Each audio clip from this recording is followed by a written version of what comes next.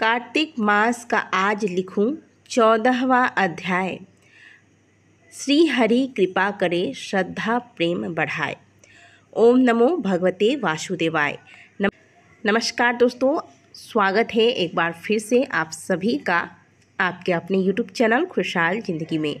हम कार्तिक के महीने में कार्तिक महात्म्य के कथा को श्रवण कर रहे हैं। कल हमने 13वें अध्याय का आनंद लिया। आज भगवान श्री हरि विष्णु के चरणों का ध्यान करते हुए 14वें अध्याय में प्रवेश करेंगे। कथा को आरंभ करने से पहले भगवान गणेश का ध्यान करेंगे। ओम श्री गणेशाय नमः।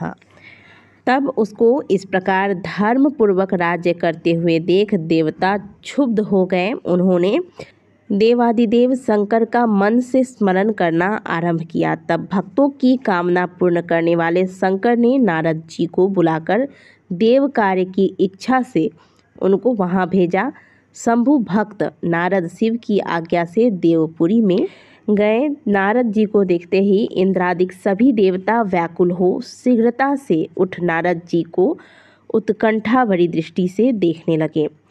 अपने सब दुखों को कहकर उन्होंने नष्ट करने की प्रार्थना की। तब नारद जी ने कहा, मैं सब कुछ जानता हूँ, इसलिए अब मैं दैत्यराज जलंधर के पास जा रहा हूँ। ऐसा कह नारद जी देवताओं को आश्वासित कर जलंधर के सभा में आए। जलंधर ने नारद जी के चरणों की पूजा कर हंसते हुए कहा, हे ब्राह्मण, कहिए आप कहाँ से आ रहे हैं, यहाँ कैसे आए हैं? मेरे योग्य जो सेवा हो उसकी आज्ञा दीजिए। तब नारद जी प्रसन्न होकर बोले, हे महाबुद्धिमान जलंधर, तुम धन्य हो। मैं स्वेच्छा से कैलाश पर्वत पर गया था। वहाँ 10,000 योजनों में कल्प वृक्ष का वन है। वहाँ मैंने सैकड़ों कामधेनुओं को विचरते हुए देखा तथा यह भी देखा कि वह चिंतामणि से प्रकाशित परम दिव्य अद्भुत और सब कुछ सर्वगुणमय है। मैंने वहाँ पार्वती के साथ स्थित शंकर जी को भी देखा, जो सर्वगुण सुंदर गौरवर्ण त्रिनेत्र और मस्तक पर चंद्रमा धारण किए हुए हैं। उन्हें देखकर मुझे बड़ा आश्चर्य हुआ कि इनके समान समृद्धिशाली त्रिलोकी में है या नहीं। हे दैत्येंद्र, उसी समय मुझे तुम्हारी समृद्धि का स्मरण हो आया और उसे देखने के लिए इच्छा हुई, सो मैं तुम्हारे पास चला आया। यह सुनकर जलंधर को बड़ा हर्ष हुआ। उसने नारद जी को अपनी सब समृद्धि दिखला दी। उसे देखकर नारद जी ने जलंधर की बड़ी प्रशंसा की और कहा कि निश्चय ही तुम त्रिलोकपति होने के योग्य थे। ब्रह्मा जी का हंसयुक्त विमान तुम ले आए हो और तीनों लोकों में जितने भी रत्न आदि है सब तुम्हारे ही है। ऐरावत, उच्चैश्रवा घोड़ा, कल्पवृक्ष और कुबेर की निधि भी तुम्हारे पास है। मणियों और रत्नों के ढेर भी तुम्हारे पास लगे हुए हैं।